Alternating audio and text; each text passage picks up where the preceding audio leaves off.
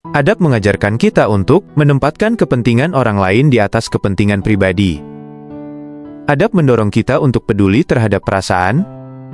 Kata-kata memiliki kekuatan untuk membangun atau menghancurkan. Adab mengajarkan kita untuk menggunakan kata-kata yang santun. Adab tidak terbatas pada interaksi formal. Adab dalam berteman mencakup kesetiaan, kejujuran, dan saling mendukung. Adab dalam bekerja mencakup profesionalisme dan saling menghormati. Adab dalam bermasyarakat mencakup toleransi, gotong royong, dan kepedulian terhadap sesama.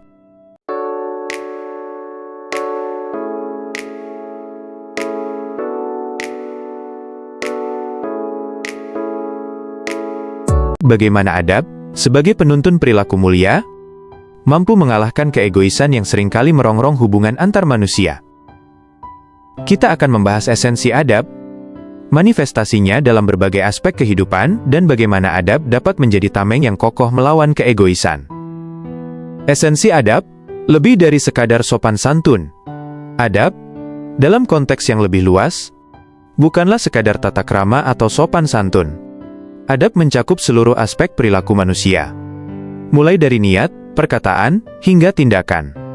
Adab berakar pada kesadaran akan keberadaan orang lain, penghargaan terhadap martabat manusia, dan keinginan untuk menciptakan harmoni dalam interaksi sosial.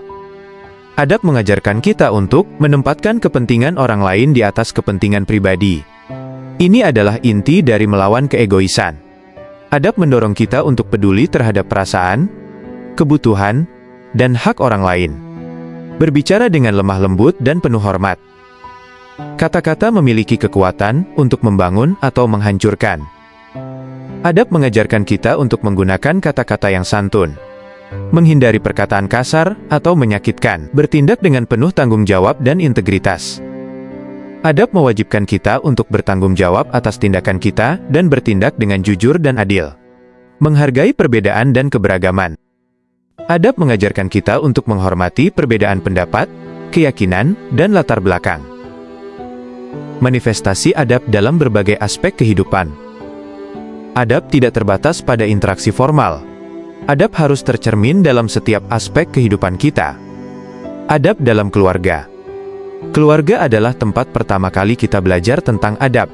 Adab dalam keluarga mencakup menghormati orang tua, menyayangi saudara, dan menjaga kerukunan keluarga. Adab dalam berteman. Teman adalah orang-orang yang kita pilih untuk berbagi suka dan duka. Adab dalam berteman mencakup kesetiaan, kejujuran, dan saling mendukung. Adab dalam bekerja.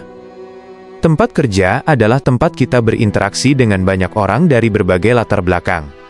Adab dalam bekerja mencakup profesionalisme, kerjasama, dan saling menghormati.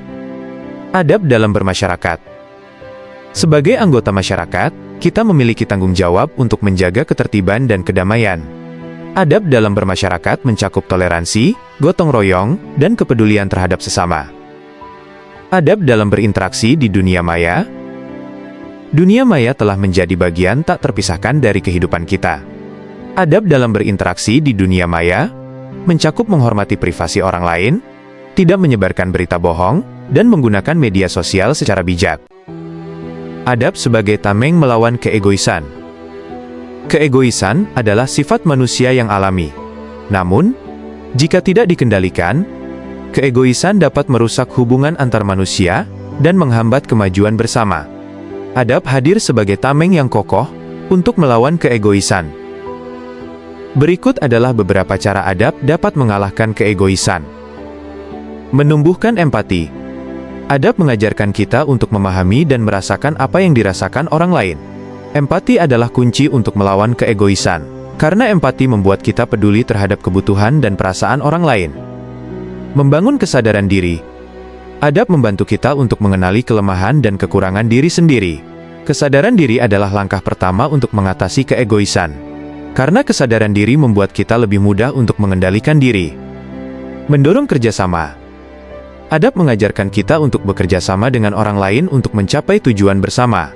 Kerjasama adalah cara yang efektif untuk melawan keegoisan, karena kerjasama membuat kita fokus pada kepentingan bersama daripada kepentingan pribadi. Menciptakan budaya saling menghormati.